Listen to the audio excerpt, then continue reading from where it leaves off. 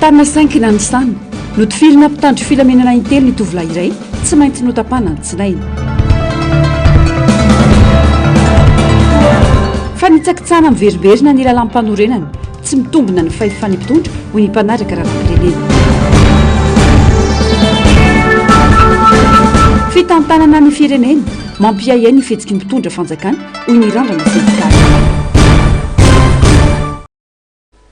Ampifariana indray tombo-kilasy tombo-govavy no itsidihany sampana fampalalam-baovao ny tokantrano amin'ity aliny alarobia 17 aogositra 2022 ity aterina ny araba ary manasanao manaraka ny vaovao hatramin'ny farany.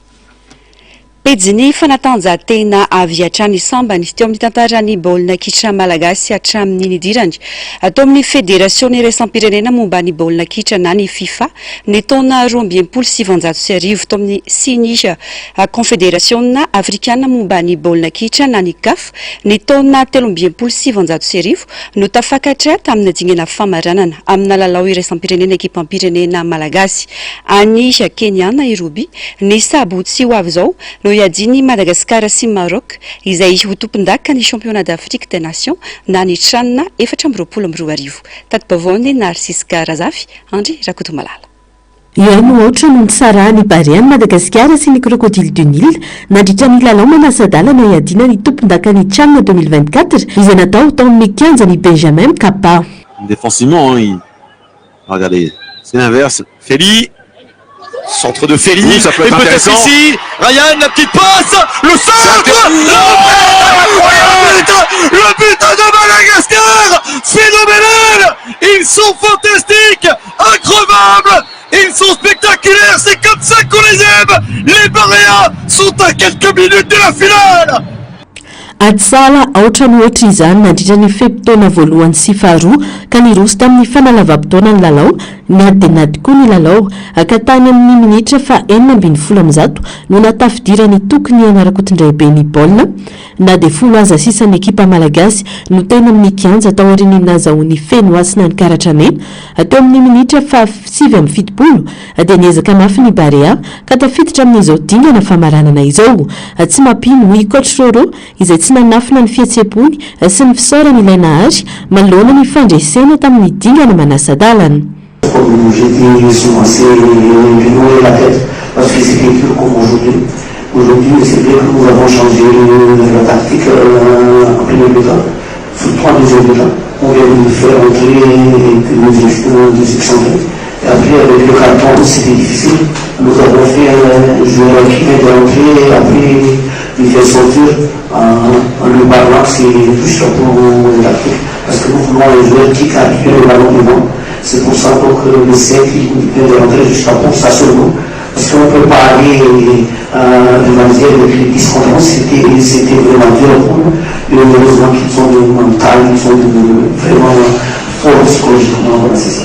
Ankoatrany tokony aina ara-kotondray-be izay napiditra ny baolina tokana nazahoany Bariany tapakila ny famaranana dia nisongadina ihany koa i Nicolas Randria Manampisoa izay voafidy homme du match no ny zava-bita ny teny kianja raha tsy ahivina ny taona 2027 Madagasikara no tafiditra tao anatin'ny fédération iraisam-pirenena momba ny baolina kitra ary ny taona 2027 no napikambanantsika teo anivon'ny confédération africaine momba ny baolina kitra nandritra izay fotoana izay no nakaty izany hoe 80 taona mahery dia mbola tsy nisy lalao na iray aza na tafidirany Madagasikara tamin'ny dingana lalao famaranana samba niatrika izany lalao famaranana iraisam-pirenena ho an'ny tranona 2024 ny Bariany Madagasikara ka voninahitra lehibe ho an'ny firenena zany hoy Bandekama Radrianabo ao anatin'ny lalao akananaoty amin'ny filaharana iraisam-pirenena ny tranona ho ny fanazavany ary sokajiana ho isan'ireo fifaninanana matianina araka ny fantatra dia mandray 10 hetsy sy 3 tapitrisa $, ny ekipa mandresy amin'ity tranona ity. Tao amin'ny andian'ireo voalohany aloha dia saika ohatrany hoe lalao amin'ny kontinanta fotsiny izy ity fa rehefa taty amin'ny taona 2024 dia tafiditra tanteraka tao anatin'ny fifaninanana izay eo ambany fiahin'ny fédération internationale ny football na ny FIFA ny championnat d'Afrique des Nations zany hoe tafiditra ao anatin'ny angalana noty omena filaharana Amin'izao fotoan'izao dia hitantsika tsara ny dingana lehibe vitan'ny ekipa pirenena malagasy an'izay championnat d'Afrique des Nations zay lalao iraisam-pirenena inatrehany fifaninanana iraisam-pirenena maty aminy satria andraisam-bola izany fifaninanana zany patsahivina hatrany fa nampiakariny CAF $10,400,000 ny sandan'ny vola raisina amin'izany championnat d'Afrique des Nations zany ny équipe champion de mandray $3,500,000 ny vice champion de mandray eo amin'ny $1,200,000 eo zany hoe misy lanjambe izay vola raisin'izay raha ho an'ny resabola fa ho an'ny filarany eo anivon'ny FIFA koa dia lasa misy lanjany be indrindrandrindra hoe tafita ao amin'ny dingana famaranana ny équipe pirenena malagasy dia misy fitraikany be zay ho an'ny filarana eo anivon'ny FIFA ho an'ny bareny Madagasikara. Mila isorina tahotra ifanandrinana amin'ny mpilalao magrebiana ho iatrany mpanjaka raha te hibata fandresena amin'ny lalao famaranana io izay atao amin'ny sabotsoavy zao. Mila atao matanjaka ny heritsainy ireo mpilalao malagasy akoatra ny herim-batana ho izy nanamafy satria matotonga amin'ny dingana famaranana dia efa ambony zany ny lenta ny endry-dalao. Ny zavatra tonga dia atsipoko amin'ny mpilalao zany aloha dia mila milalaotsika malalaka raha izay tsy misy stress. Inona le stress atao tiako tenena tsy mila apetraka ao andoha magrebiana ny mpifanandrana amintsika fa tonga dia tena mieritreritsika hoe matotsika tonga eo amin'ny famaranana dia mahay zany miady dia mila mifiraisakina amin'ny mpilalao dia mila mokondoha matanjaka amin'ny Marokanina feno fepetra ho an'ny Marokanina efa manana toerana zany Maroko zany amin'ny lalao iraisam-pirenena amin'ny sehatra iraisam-pirenena noho izany tena mila tsika mifantoka tsara rehefa tanterakatsika izay fifantohan-tsaina rehetra sy mokondoha zay tsy mila vesatra satria tsy 30 tapitrisa intsony no mitodika aty amintsika fa izao tontolo izao no mijery amin'ny Madagasikara izy reto ekipa reto fa toa teny indrony sesy tafiditra ao anaty carré ary tia mifandroany miditra ao anatin'ny dingan'ny famaranana dia zay zavatra izay mivesatra mety toeraka vesatra ao an-tsaina nefa tsy apetraka izay fa milalaotsika fa famaranana notrehana dia azo atao tsara ny maka an'ilay fandresena alaina mihitsy ilay fandresena akafizina le lalao dia alaina ilay fandresena. Mazava ho azy ho iatrany mpanjakama fa tsy afaka ilalao intsony feno asina izay nahazo karatra maina omaly mbola maro anefa ireo mpilalao tsy najoro ny mpanazatra toa ny daksa sy mamsoa ny mpanazatra ireriana nefa no afaka manapaka ireo mpilalao atsangany sy ny teknika entiny miatrika ny ekipa pirenena Marokanina. Karatra mena moa zany arakaraka ny fisehoan'ny karatra mena ny hoe raha tonga dia carton rouge direct izy mety suspendu match anankiroa fa iny moa zany deux carton jaune izay tsisy adihevitra fa ara-dalàna ilay fanomezam-pitsara karatra anazy dia mazava ho azy aloha tsy milalao izy zany amin'ny famaranana tsy dia fa tiantoka ao atsy marina hoe veryloha laharantsika iandira teny atsika raha ny pôzipôzy ny fahitako ny andiny tratra ny déchirure iny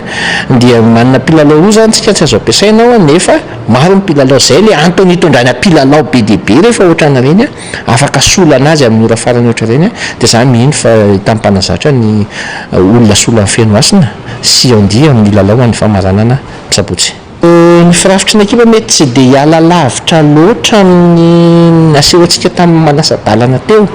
ny mpilalao izay mety ho arafitry ny mpanazatra manana mpilalao mbola tsy najoro mihitsy sika raha sy hitany savatsy mamsoa sy daksa izay mazava ho azy rehefa tsy afaka ny hoe hiaraka hiditra mety hoe tsy nampanaovan'ny mpanazatra amin'ny mamsoa mety hoe ndrasany amin'ny famaranana io vao mety ho ajorony mamsoa tsy hay fa zany mihitsy fa manana ny système ny ampiasainy ny mpanazatra tsy dia tiako moa le mametraka hoe reto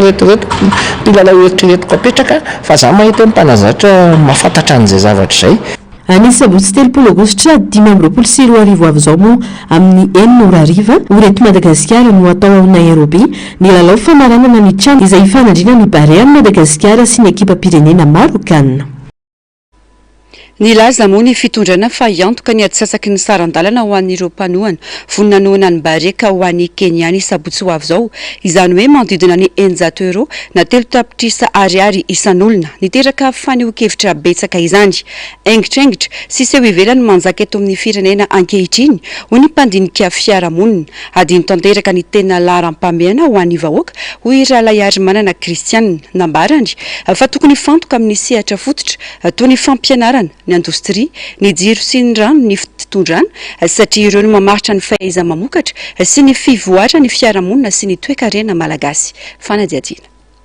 adin'ny mpitondra tanteraka ny tena lahara-pahamehana ho an'ny malagasy sy ny firenena fa zareo aingitraingitra sy zava-manjelatra no mamaiky azy ireo ho ny faneho-kevitra ny kristianina mpandinika fiarahamonina Andriamatora Ralay ary manana raha tokony ho tetika asa mitondra voka-tsy mivaingana sy hipakany anaty vilan'ny malagasy no atao atao zary seho ivelany sy tetika asa mambabo maso no lasa hifantohana mila fampandrosoana mikasika sy mampivoatra ny sehatra iainan'ny olom-pirenena andavanandro anefa ny malagasy amin'izao fotoan'izao toy ny fampianarana ny fambolena ny fanorenana indostria raha ohatra sika no zavatra hoe manaitaitra zavatra mamirapiratra ohatran'izany dia tsisy fiatraikany vahoaka zany satria raisitsika fotsiny eto Antananarivo dia ny problema dia ny rano ny jiro zany rehetrarehetra zany dia miteraka faty antoka ho an'ny vahoaka tsirairay avy satria raha olona anankiray lasa milahatra rano foana dia tsy afaka mokatra izy na inona zavatra atao eo ihany koa raha olona anankiray hoe tapaka ny jiro tapaka foana ohatra dia raha manao sodiry izy na manao sakafo raisitsika fotsiny hoe manao aorta izy na ohatran'izany na fromage amin'io any dia efa perte rehefa simba reny sakafo reny dia efa tsisy tombontsoa an'ny tsirairay zany voalohany faty antoka ho an'ny mpanao anazy faharoa faty antoka ho any koa ho an'ny mpihinana ihany koa izay tsy afaka manjifa an'izany filana izany ka reny rehetrarehetra reny zany ny ilaina tena hoe fanakalozakevitra na mafisiny fa tokony jerena akaiky ihany koa ny olana jiro son-drano satria raha tsy ampy na tapaka lava izany eny anivon'ny tokantrano dia tsy afaka hamokatra ny fianakaviana anka hitarika fahantrana sy fitotonganana ara-tsosialy izany ireo mpandraraha koa dia misedra fahasahiranana noho ny fiaton'ny famokarana sy ny fitombony fandaniana vokatry ny fahatapahan-jiro sy ny rano lava reny vesatra ho an'ny fanjakana ny tsy fahafahana mamokatra ary mety mitarika krizy ara-toekarena sy ara-tsosialy izany ka ny olona tsirairay zany dia tokony ezaka hoe hamokatra ihany koa satria raha tsy afaka hamokatra ireo olona tsirairay ireo dia lasa vesatra ho an'ny fanjakana ihany koa fa raha ireo zany nomenao vary ataontsika hoe raigony nomenao anana rogony ao anatin'ny heritaona na roa taona menao telogony fa za manana zanaka atao hoe dimy ny atrano zay tsy vita an'ilay vary telogony mihitsy nefa zay ary zay miteraka ihany koa nefa zay mety hoe firodanana ho an'ny fanjakana rehefa zahatra omena ny olona natsidiny any koa fa raha manana vola iantohana ny atsasaky ny saran-dalan'ireo olona andeha hijery ny ekipa-pirenena malagasy ny fanjakana dia tokony hijery manokana ireo zaza malagasy tsy afaka miditra an-tsekoly any amin'ireo toerana lavitra andrina tsy midika akory izany fa tsy ilaina ny fanohanana ny ekipa-pirenena ho izy saingy mila lanjalanjaina ny fandaniana amin'ny sehatra tsirairay tsy misy fiangarana azo atao hiatrany ny faneho-keviny ny manome fanohanana mivantana ho an'ireo mpilalao fa tsy manao fandanina ny bona sport dia ilaina amin'ny olona tsirairay avy na ny tena izao raha dia atao mpanao sport ihany ary ny sport zany ny olona atao hoe malemy dia tsy afaka hamokatra mihitsy satria ny vatana tomady alohany efa afaka mampandroso ny tany afaka ihany koa miasa ny zavatra tena jerena zao dia amiko ilay izy hoe ilaina foana fanohanana ny baria ilaina ny zavatra hoe mampirisika ohatran'ireny ilaina ihany koa nefa mifanohanana na eto atoerana na any ivelany ka raha ohatra misy vola tena hoe anohanana an'ilay boakely reny dia aleo aloha mena azy direct ohatra metsika 400 millions izy ohatra efa mafaly an'ireny ekipa atsika reny zay hoe zava-dehibe aminy fanohanana ohatran'izany eo any koa tsika zao mitodika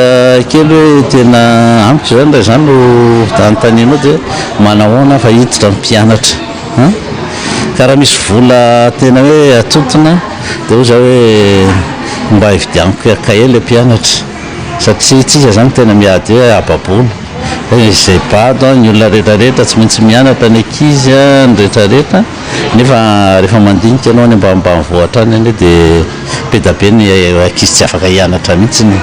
tsy misy fandrosoana na fampandrosoana ho vanina eto Madagasikara raha toka haingitraingitra sy seho ivelany no ataon'ny fitondrana olona ara-pahamehana ho hiatrany ny faneho-keviny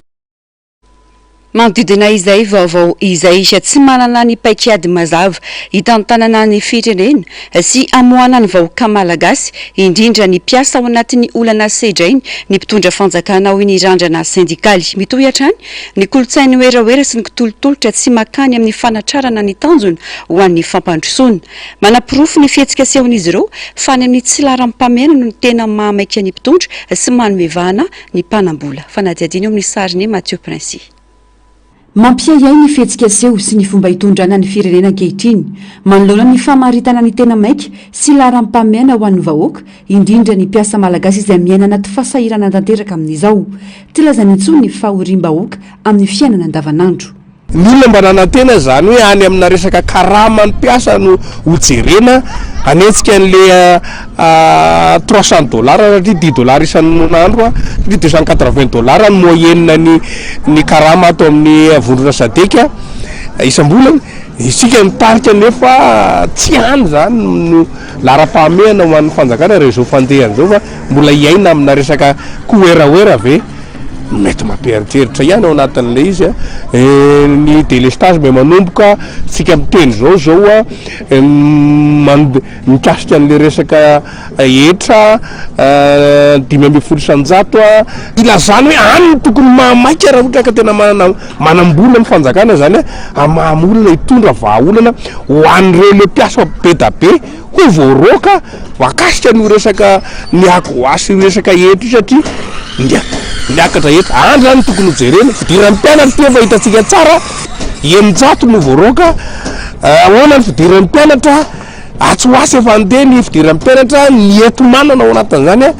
ny fijerevana ny baolina fandefasana fetohana le olona manambola satria olona manambola ihany zany ny mbola andeha jery ihany zay tsara sindrina satria manana le 500 zay vao bazo mandeha makany fa raha ohatra ianao zany tsy manana tsy afaka ny andeha ho any mihitsy zay no mahatonga ny hoe mampiayaya ny tena hitondrano ny fanjakana dia fiainantsika eto Madagasikara. Mahita vola tampoka ny fitondram-panjakana anohanana ireo mpanambola kanefa tsy manana vahaolana tolotra manoloana ny fahasarotana misy iainan'ny malagasy. Mbola ny kolotsain'ny kitolotolotra sy ny oeraoera no misy izay tsy makany amin'ny fanatrarana ny tanjona ao amin'ny fampandrosoana ho ny fanamafisana. Hitantsika eo anatiny hoe tsy nisy akory ny loi de violence rectificative tamin'ity tsy nasiana nefa afaka misy mamoaka vola mipotra tampoka ery zany ny fanjakana ilazana ao anatin'le izy ohatra nefa fanao hatramin'izay zany indrindra zay fitotoana zay misy ohatran'izay foana hoe tompidonina menga avy any amin'ny fanjakana foana ary ohatran'ireny hitantsika raha tsika mpiasa tokony tsogagy lasa mampiayaya le eritreritra zay nieritreretina le hoe mba efa mitondra ny vondrona sadeky tsika dia mba paikady mazava zany no entina makany fijery miabo fa tsy tokony hoe iaina mitsony efa averina foana tokony hitsahatra hatreo ny koeraoera sy abina zavatra mamirapiratra tsy mitondra makany amin'ny tena hoe fantatrarana ny tanjona ho an'ny fampandrosoana. Mena mitondro rehetra miziriziry ihany anefa ny mpitondra fa mety ary mandroso ny firenena. Profo ny zava-misy ny randrana sindikaly fa tsy manana paikady ny fitondram-panjakana tao anatin'ny fitotoana izao. Tsy manana ilay paikady zany fanjakana hitatana ilay hitondrana ilay fampandrosoana eto amintsika tsisy ino zany valala voatany koa tsika menakavy zany dia miandry zay gadonany fotsiny satria tsy manana angamba ny fanjakana mato tsy mamoaka jokera mamoaka ina tena paikady tsy misy any hatramin'izao mena daholo zany ny maridrefo mikasika ny Madagasikara zay mipotra rehetra efa raha ny maridrefo iraisam-pirenena avoakany iraisam-pirenena mena ny tony ny mahazo ny Madagasikara mety Madagasikara nefa ny mpitondra milaza ohatra ny mahita hoe mety zay no tonga tika hoe tsy mitovy zany ny fomba fandrafetana fandrefesana ihany koa dia zao ny mahazo antsika malagasy mitaraina daholo ny rehetrarehetra mikaikaiky any fiaina na ny varoaroa mampidirina mbafa ary zao sarotra mahazo azy. Everina fa androso ary anana ny paikady izy ireo amin'ny fitantarana ny sadek kanefa mampanay ny zava-misy raha ny fihetsika mpisehon'ny tondra ny mifanohitra amin'izay zany misy hoy ny randrana sindikaly. Lafomba vao hafa tanteraka kosa indray azotra mpifidianana tahaka ny rehetra ny fifidianana olona misy ny lalàna mifehy izany anisan'ny voalaza ao anaty lalàna velona fa mpifidy vaventy no manatanteraka io fifidianana io izany hoe ireo olom-boafidy avy amin'ny komina miampy ireo avy amin'ny faritra sy ny faritany takina araka izany anatanterana ireo fifidianana ireo afen'ny mpifidy vaventy tokony ampiarina ihany koa araka ny rariny sy ny itsy ny lalam-panorenana fa tsy atao araka izay mampety ny mpitondra izay fatrapandika izany ny mpanaraka raharam-pirenena na dia ho aza izany tsy fatomombanana izany fantatra fa ny 2 desambra ho avy izao ny tolo-kevitry ny voamera malo tena misana ny fifidianana na ny seny hanatanterahana ny fifidianana izay ololona io fanampanazavana. Tsy mbola feno ny fepetra fanamroso amin'ny fifidianana senatorialy ho ny mpanaraka raharam-pirenena malona ny tsy fahafenoan'ireo mpifidy vaventy andray anjara amin'ny mahampifidy vaventy azy. Voakasika amin'izany ireo fifidianana be ny tanàna sy ho mpanolotsain'ny tanàna ho an'ireo izay mbola tsy nahavita ny lehibe ny faritra sy ny sisa. Takinaraka izany hanatanterahana ireo fifidianana ireo mba ho feno ny mpifidy vaventy andray anjara amin'ny fifidianana. Tsy tokony ho sakana ka ny amorana ny fifidianana ho amin'ny antenemeran-dolona nefa satria ny lalàna no manerina no van'izany. Hiditrintsika ao anatin'ny élection sénatoriale nefa ny collège électoral tsy complet noho tsy fisian'ny lehibe ny faritra voafidy ny mpanolotsaina eo anivon'ny faritra ary eo koa zany ny eo anivon'ny faritany de raha izay nefa no lalana izoratsika misy fandikanany lalam-panorenana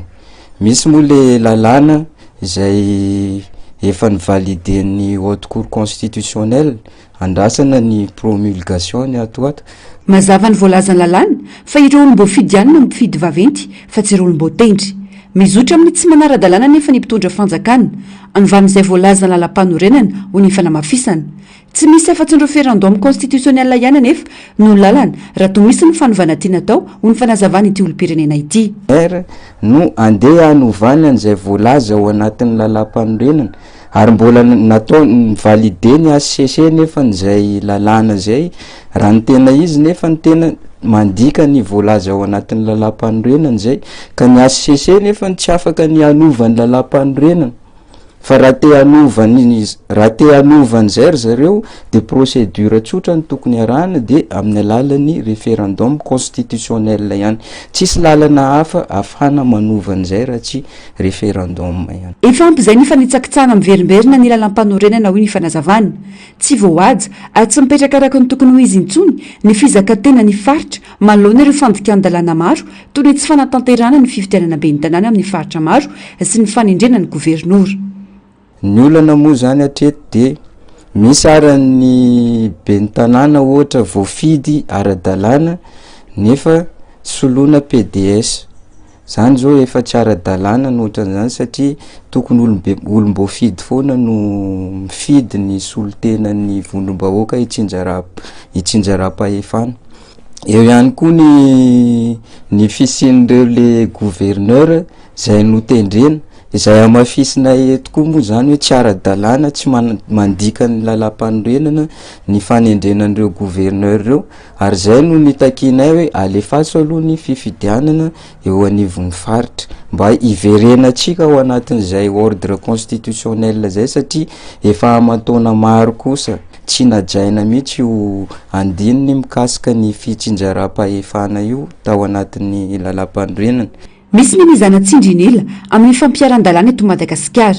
Manampitrotraka izany ny tsy fananjanana ny tany-tan-dalàna sy fandikana lalàna velona sy ny fanovan'izany arak'izay mampety ny mpitondra. Fototra hifampifehezan'ny fiarahamonina lalam-panorenana ka ny tsy fampiarana sy fanitsakitsahana izany dia midika fa tsy mitombina ny fahefan'ny mpitondra ho ny fanamafisana. Ny vahoaka madinika ireo ihany no hiaran'ny lalàna fa ny mpitondra de manao an'izay tiany atao ka na ny lalam-panorenana ara zay hoe io no fototry ny fifanarahantsika ara-piarahamonina de dikavindry zareo foana ary mbola manaraka procédure zay tsy ara-dalàna hanovana an'izay voalaza ao anatin'ny lalam-panorenana ary ny lalam-panorenana no fototry ny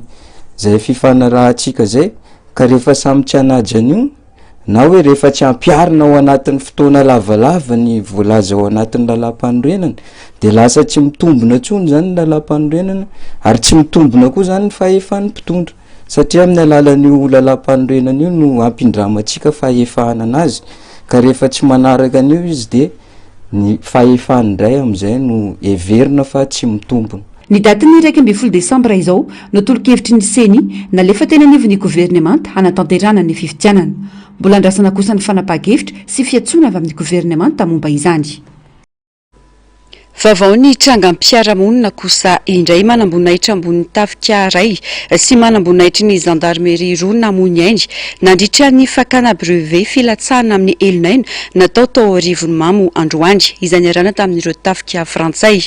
Raha ny vaovao noho ny fisina tsy hodrivotra mahery mialoha ny totonana amin'ny tany na ela antsona hoe rafale devant à l'atterrissage no nitarika ity loza ity. Maty nandritra izany commandant Zafinday avy eo amin'ny groupement des forces spécialisées d'intervention andiany fa 430 amin'ny Akmil ny lieutenant Ramiandro Sorikasi avy ao amin'ny escapara eo anivon'ny CFS ny gendarmerie pirenena andiany fa 220 Akmil ary ny lieutenant Zakandra Babany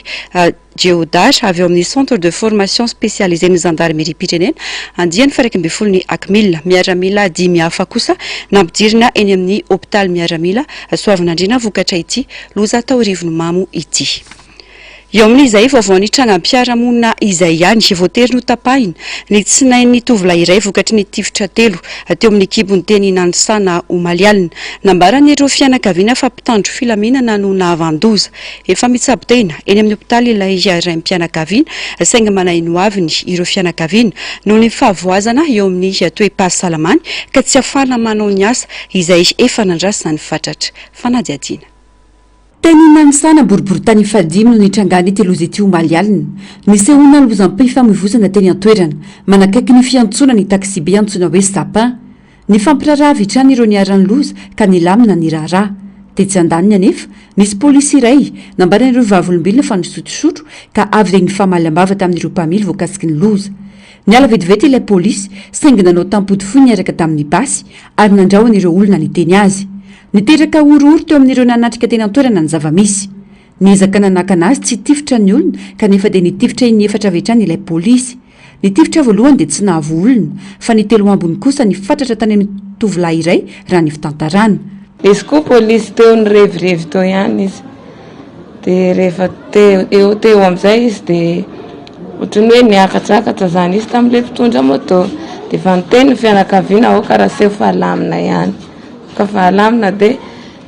niakatsakatra ihany izy antony lehibe anahy aho ohatr' izao a. Dia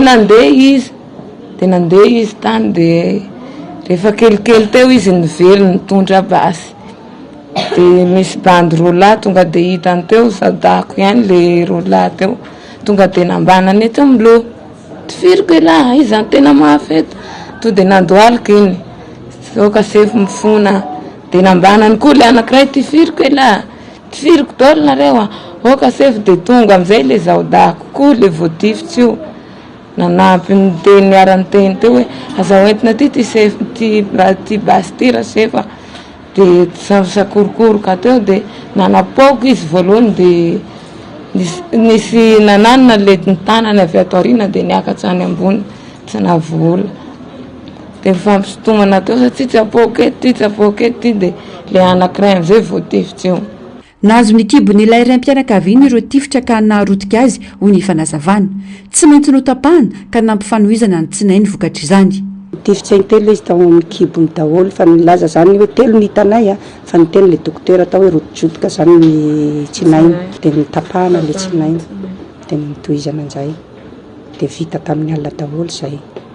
Dia vao teo vao tamin'ny firy iny vao teny natsoa ny dokotera izay efa mahatsiatsiaro izao izy fa afinjanainareo izy. Mbola manaraka fitsaboana ity tovolahy ity amin'izao fotoana izao ary mandray an-tanana ny fitsaboana azy ilay mpitandro filaminana raha ny fanazavana. Ilay polisy zany miantoka ny fanafody miantoka ny lany aloha hatseto fa zay zao mbola anaty misy ilay ordonnance mbola mianjany zareo mbola anapiajasin'ny zareo fa mbola tsy tonga zareo hatramin'izao fa misy ihany teo ny rano lehibe any hoe mitady hoe sao dia efa misy ihany dia nametsaka numéro zareo dia mbola ho avy eo fa zareo aloha za hatseto mbola miantoka. Manambady amanjana ity tovolahy voatifitra ary manana ny hoaviny. Very anjavony avokoa ny ezaka vitany raha ny fitantarany ireny ny an-dranomaso. Eo ampiandrasana ny diany amonjy asa amin'ny sambo ity tovolahy ity izao izy nisy nitifitra izao ka tsy afaka anao izany vokatry ny toe-pahasalamany. Mampalahelo anay zany a dia izao izy io zany efa miasa zany izy a fa voantso efa vita daholo ny taratasiny rehetrarehetra fa andeha hiasa amin'ny sambo izy a fa mianjy antso fotsiny izy a amin'ny ambarikety zany tena mampalahelo anay fa tena simba tanteraka ny sanako amin'izao tsy afaka ianao natsony izy zay zany tena mampalahelo anazy reny amin'le teo batany amin'le didina ny tapahana tsinainy izay zany tena anatiny mampalahelo anao mihitsy rehefa simba tanteraka zany hoe mban'le zanako satria izy mameno vady aman-janaka. Andrasana ny fanadihadiana sy ny fepetra entitra amin'ity tranga ity. Lafim-baovao hafa kosa indray fikambanana tsy manana firiana politika ary misy olo-tena ny masikoro rehetra ny fikambanana ny masikoro Arivola na ny FIMA mifanohitra amin'ny fikambanana masikoro mitondra ny anarana Voromahery izay misy firiana politika sy miteraka adopoko eo amin'ny samy masikoro. Miantso ny fanjakana foibe ny FIMA mba hanafoana ny fikambanana Tanora Voromahery tsy ara-dalàna mba hiarovana ny filaminana sy ny firaisan-kinina ny foko. Ankoatra izay mitaky ny fiarovana ny tanindrazana ny tetika sa mamotika sy ny fitrandrana tsy ara-dalàna ny FIMA ka miantso ny malagasy rehetra irahina manoloana ny zava-misy eto amin'ny firenena amin'izao fotoana izao. Narsiska Razafy, Andry Rakotomalala. Fikambanandrazana ny forona tamin'ny taona 770 atao Tuleara ny fikambanana masikoro Arivola na ny FIMA izay tsy hanolo tokana fa ny masikoro rehetra mifanohitra tanteraka amin'ny foto-kevitry ny FIMA na ny fikambanana vaovao mitondra ny anarana Voromahery izay zanam-pikambanana manana firehana politika ka tsy mahasolo velively ny FIMA. Olana lehibe ankehitriny ny fisinio fikambanana antsoina hoe Tanora Voromahery io izay manana firehana politika ary mitarika adopoko sy fizarazarana eo amin'ny foko masikoro ao amin'ny komuna ambanivohitra Benety sy Ankily Malinike. Nanao fanambarana araka izany ny FIMA androany miangavy ny fanjakana foibe anome baiko entitra amin'ny mpitondra ifotony any an-toerana anafoana tsy misy atakandro fikambanana tsy ara-dalàna io ho fiarovana ny filaminana sy ny firaisan-kina ny foko masikoro. Averinay ary izikizininay ato amin'ny fikambanan'ny FIMA fa tompon'andraikitra ianareo rehetra namolavola ny tamin'ny fananganana fikambanana Voromahery hanoherina sy hamotehana ary hanaovana hazalambo anireo manohitra ny tetikasa base Tuleara ary mbola manao amboletra sy fampiasana izany hatram'izao tetika maloto sy tena mamohetra efa mitondra any amin'ny fifampirafesana mpiaramonina ary ny tena holoza hitarika any amin'ny fifamonony samy malagasy tsy ho tafiditra ao anatin'izany velam-pandrika izany anefa izahay na dia izany aza efa ny sotro ny aleko maty hiaro ny tanindrazana sy ny taranaka izahay koa hatsaharo ny fampiasanareo any fomba mamohetra ny fikambanana Voromahery. Tsy mbola vita akory ny tolona koa izany indrindra no mbola angatahanay ny fijoroana sy fifanohanana ary ny fiarahamentana amintsika vahoaka malagasy iray manontolo ny anay eto an-toerana sy ireo any ivelany. Namafisy ny FIMA koa fanavondrona ireo Tanora Voromahery mba hanohitra ireo olona tsy manaiky ny anatanterahana ny tetikasa base Tuleara. Manoloana ireo rehetra ireo dia miantso ny malagasy rehetra irahina ny FIMA ka hanohitra ireo tetikasa izay mamotika ny tandrazana sy mivarotra ankolaka na mivatana ny Madagasikara isan'izany ny tetikasa base Tuleara ny Nosakaty sy ny maro hafa. Mila tsahatra ny fitsitokotokona ara-poko hoy Eliara Bevahiny nanamafy. Dia amin'ny fitondram-panjakana zay aloha ny anay tena tsy linay mafy mihitsy le fitondram-panjakana satria tsisy mpitrandraka vahiny ho tafiditra zany eto raha tsy meno ny fitondram-panjakana alalana dia zay no andrina azy mafy. Izay rehetra zany dia isan'ny miantso amin'le hoe ao anatin'le fanambarana eo manomboka eto zany dia hiezaka hamondrona ny hery amin'ireo izay toerana amin'ireo izay district faritra misy an'reto ilay fitrandrahana tsy ara-dalàna ataon'ny mpitondra fanjakana ho atao. Sahala amin'izany koa le hoe fangoronana tany na hoe accaparement de terre zay ataony efa ataony fitondra fanjakana moa zany miaraka amin'ireo mpiara-miasa aminy. Ny tanjona zany ho anay dia hoe andao ajanontsika amin'izay le fitsitokotokona hoe rehefa ny atsimo dia base Tuleara aferany any atsimo, resaka Nosy Mitsio Sakaty Pasindavana Ambanja dia aferany any avaratra zany. Ny any Abekily koa zao misy problema na fitrandrahana re-pirenena tsy aradrariny eo. Madagasikara zany rakotra fitrandrahana ary-pirenena tsy aradrarina zay tsy hitondra tombontsoa ho an'ny mpiray-tanindrazana fa ho an'le mpitondra fanjakana sy lorina sapitrandraka fotsiny ka ny ataonay rehetra zany de manomboka zay zany manomboka zao manambatra ny hery any am'ireo le hoe faritra rehetrarehetra reo ndao tsika anangana vondrona anankiray zany hoentitsika iadivana am'izay le fitrandrahana tsy ara-dalàna avery fe zay le fangoronana tany na accaparement de terre ho ataon'ny mpitondra fanjakana zay antsony rehetra nohitra ny fanararotana sy ny fitrandrahana tsy ara-dalàna amin'ny alalan'ny firaisan-kina sy ny fiarovana ny ara-dalàna ny fima ary tokony tsy hisy tsindry na fanavakavahana ara-politika amin'ny fanatanterahana izany pejiny sosialy mifandraiky amin'ny fanabeazana mandalo krizy ara-toekarena sy ara-tsosialy Madagasikara amin'izao fotoana izao tsy mitsampy totongana ny sehatry ny fanabeazana eto amintsika antony lehibe mahatonga izany fasahirana ny fianakaviana ny tsy fampiny fiofanana ho an'ny mpampianatra amin'ny fandaharam-pampianarana vaovao ary ny firoborobon'ny teknôlôjia izay tsy voafeny tanora amin'izao fotoana izao ho ilalaina rabezanary mila fanohanana maika sy politika sosialy entitra ny sehatry ny fanabeazana mba ahafahany iray aman-dreny mamelanja indray ny fampianarana ny zanany Narcisse Karazafy andrerako tomalalo mitatitra amintsika ny antsiprimbovao anatin'izao krizy ara-toekarena sy ara-tsosialy iainan'ny malagasy izao dia tsy mitsampy totongana ny sehatra ny fampianarana eto Madagasikara antony voalohany mahatonga izany ny fasahirana ny fianakaviana sy ny tsy fahampian'ny vola miditra isan-tokantrano ka lasa ambany zavatra sy tsy rambina ny fanabeazana ny ankizy eo ihany koa ny fampidirana ny fandaharam-pianarana vaovao avy amin'ny fanjakana kanefa ny fiofanana omena ireo mpampianatra tsy ampy ho ilalaina rabezanahary mpanabe miteraka fikorotanana eo amin'ny sehatra ny fanabeazana raha tsy azo sy tsy voafehin'ireo mpampianatra mantsy ny tokony ampianariny dia hiteraka fahasarotana amin'ny fampitana ny leson'izany manampitrotraka ny firoborobon'ny teknôlôjia izay tsy amin'ny tanora ankehitriny ny fampiasana azy araka ny tokony ho izy ia eo amin'ny kalitao fanabeazana eto Madagasikara moa tsisy vina amintsika fa hita fa mitotongana ny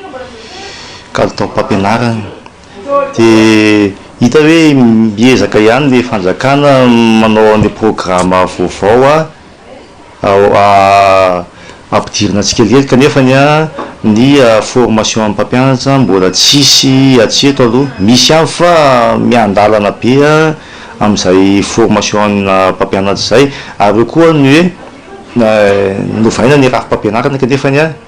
mbola tsisy noto mivoaka mihitsy ny hoe hoarahana ny sady tsy hoarahana dia miazoazo eo foana miazoazo eo zany hoe ho atao sady tsy ho atao ny raha mpampianarana vaovao eo koa kanefa ny amin'ny resaka teknôlôjia izay mahazo ny ankizy mirona any ny ankizy dia variana any dia ny fampianarana ty an-dakilasy lasa ankila bao lasa tsy an'ny atsy tsy an'ny aroa ny ankizy fa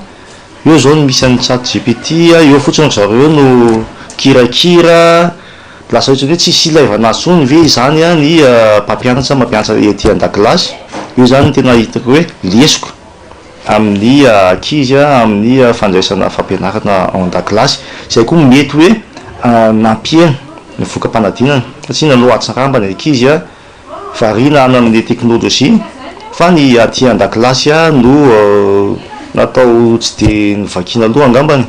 mila fanohanana maika sy matotra araka izany ny sehatra ny fanabeazana eto Madagasikara fa indrindra mila jerena manokana ny sosialim-bahoaka mba ahafahany iray aman-dreny mampiana-janaka sy miverina manome lanja ny fanabeazana indray ho hiatrany ny fanahoan-kevitra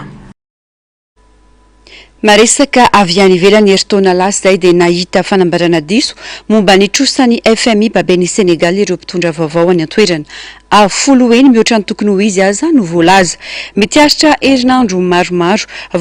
vaovozava ny olana momba itrosa miafina ho Senegal io ho ireo manampaizana avy amin'ny tahirim-bola iraisam-pirenena na ny FMI tany Dakar fanadiadina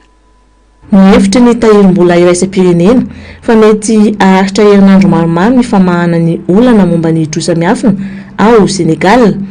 nampianto ny programma teo aloha manodidina ny $750 ny FMI taoriny nahitany mpitondra vaovao ny septambra 2024 fa nisy fanambarana tsy marina momba ny trosa ny tombo afolo eny mahery mantsy ny trosa any ka nidangana ka tafakatra mihoatra ny $120 miliara araka ny fanambarany Edouard Gemael lehibe ny iraka omaly dia vonina ny FMI anampy ny Sénégal amin'ny fandrafetana programa matanjaka ho fanavaozana. Efa amam-bolana no andraisan'ireo mpitondra vaovao ao Sénégal ny fanamarinana avy amin'ny FMI manoloana ny fanambarana diso tsy nahazoana fankatoavana avy amin'ny filakevim-pitantanana. Raha ny fantatra dia tsy maintsy rosa amin'ny fanorenana ny vola ny fitondram-panjakana sénégalais. Lehilahy miisa roa mitovy fananana no voakaravasy inenina amby 70 tao Indonésia. Vehivavy iray maty rery tao an-trano tsy nisy nahita raha tsy afaka 3 taona taorian'ny fahafatesany. Lehilahy iraniana mitovy tanteraka amin'ny Lionel Messi mpilalao baolina kitra malaza. Ireo no tranga hafakely entin'ny saranjaratina amintsika ato anatin'ity fanadadiana manaraka ity. Fiarahan'ny tovy fananana voakaravasy inenina 70 ampabemasy ireto lehilahy roa ireto maly tany AC Indonésia. Voaheriko ny fitsarana noho ny fiarahan'olon-droa mitovy fananahana izy ireo. Voarara tanteraka ao AC moa ny homosexualité. Tsy niandry ela fa nanameloka izao sazy izao ny Amnesty International. Tovovavy maty rery tsy nisy nahita raha tsy 3 taona taorian'ny nahafatesany i Joyce Vincent. Teraka ny 7 oktobra 2019 i Joyce Vincent ary mieverina fa maty ny volana desambra 3 teo amin'ny fahavalo amin'ny 30 taonany. Nanana rahavavy efatra i Joyce, ny reniny kosa efa maty fony izy mbola kely. Nanomboka ny taona 1 dia nanapaka ny fifandraisany tamin'ireo rahavaviny sy ny fianakaviany ny tenany ka nisafidy nipetraka irery. Sekretera tao amin'ny orinasa Ernst Young ny tenany ary nialany tampoka io orinasa io. Niditra hôpitaly noho ny aretina ulcère gastro-duodénal ny volana novambra 3 i Joyce ary nanomboka teo dia tsy nahenona feo intsony momba azy. Tsy nisy nahita azy intsony manodidina. Ny 20 janoary 4 rehefa tsy nahavoray ho fatrany intsony ny tompotrano dia nakavady tany sy polisy. Nipotsihana ny tranony rehefa nandondona ka tsy nisy namoa. Zava-doza nefa no hita tao. Taolana mipetraka ambony seza mijery fahitalavitra. Tsy nisy natsikaritra ny fahafatesany satria mbola nandeha foana fahitalavitra ka no heveriny mpiara-monina fa mihidy aman-trano ao Joyce. Misy ventilatera ny efitranony ka mety namaina amin'ny fatiny izany ka tsy nahenona loatra ny fofona. Nandritra ny 2 taona izany dia tsy nisy nahalala fa efa maty ity tovovavy ity. Ny fahitalavitra mandeha, ny fanomezana krismasy mbola tsy nisokatra. Nalaza ary navaky foany Angleterre iray manontolo ity tantarany Joyce ity. Ity moa dia sary fanehoana fotsiny ihany. Hatreo ny fiarana tombo kilasy tomboky vavy mankasitraka anao nanaraka ny vaovao hatramin'ny farany mametraka ny mandra-pitafa ho amin'ny rampitso indray. Veloma tompoko.